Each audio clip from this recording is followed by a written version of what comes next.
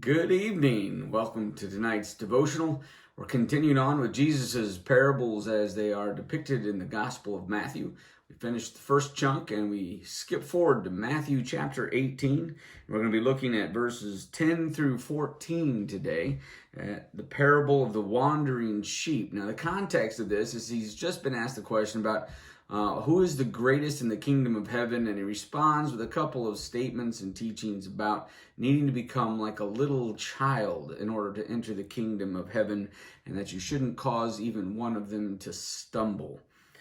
So then we come to verses 10 and following. It says, "See that you do not despise one of these little ones.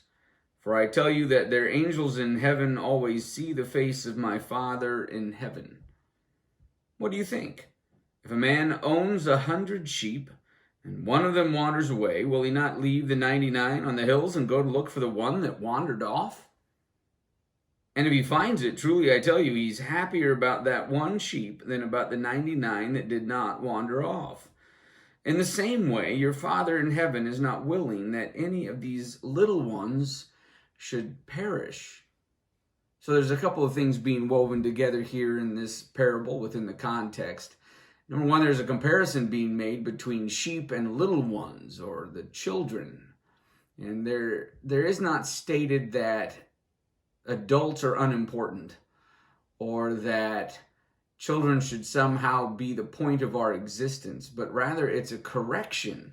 At that time and day and age, you've heard the phrase. As recently as when I was a kid anyway, we heard the phrase, children should be seen and not heard. That's fallen by the wayside to some degree with some deleterious results, but ultimately, if you go back to the time that Christ was walking the earth, children were viewed as property. In fact, before they reached their majority, even a household servant was above them. So Christ is here correcting, much like he does about gender in other locations, the valuation of a child. Now, some cultures revere their elderly. The Chinese and most Asiatic cultures do this. In fact, they would find it odd that if a house was burning and you had a grandpa and an infant inside, that you would grab the infant. That's what our culture would do. Our culture would say, grandpa's lived his life. The child is an innocent, small thing and needs protected. We should prioritize the life of the child. That's our culture, not theirs. Theirs would have the opposite result. But Christ here is elevating the value of the little ones, even to the point where he says that we should become like little children to enter the kingdom of heaven in this context. The second thing is the aspect of lost versus not lost, or wandered off. And so one of the things that I want to be clear about is that this is not stating that the shepherd or the owner of these sheep values one of the sheep above the others. It's not saying that, because it's not specific about which sheep got lost or wandered off. It doesn't say sheep number 73 is more valued than the others. It doesn't say sheep Fred is the one the owner really cares about, and that he's happier about when that sheep Fred comes back to the fold. It doesn't say any of that. It's talking about the jubilant exultation of regaining something misplaced or lost. I want to share with you a brief little story that happened in my household this past week. My eldest child, Rebecca's fiance, is with us for a time, and he lost his phone. We went all over the place looking for it, and he finally had to go online and have it start doing the alarm so that he could locate it.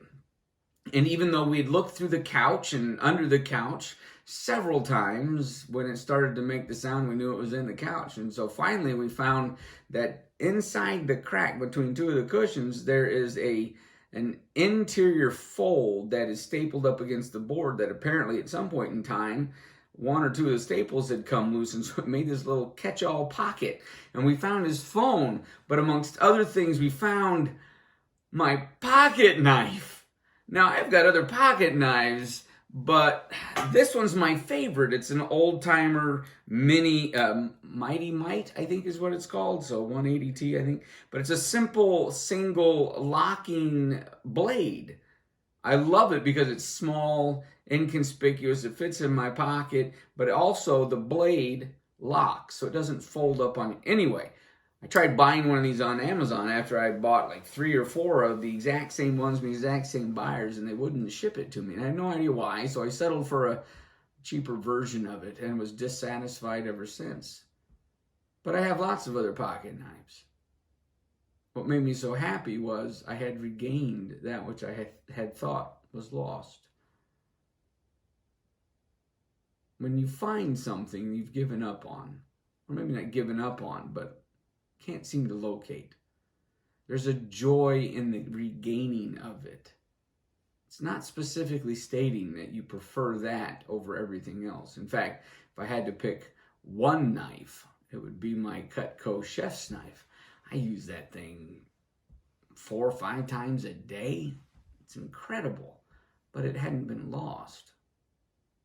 I still had it. I knew exactly where it was in the knife block. Pocket knife had been lost. I don't know if you've ever lost keys or one of a pair of socks or any number of things, or even your car in a massive mall parking apparatus, and you just couldn't find it, and finally you do, and the relief and the joy is immense. So I don't want you to feel like Jesus loves lost people more than he loves found people, or that he is happier about one person over another. That's not being stated here. What is being stated is that there's this natural joy of finding that which had been lost. And he celebrates the finding more than the sheep. So do not believe that one sheep is worth more than 99. It's not the case.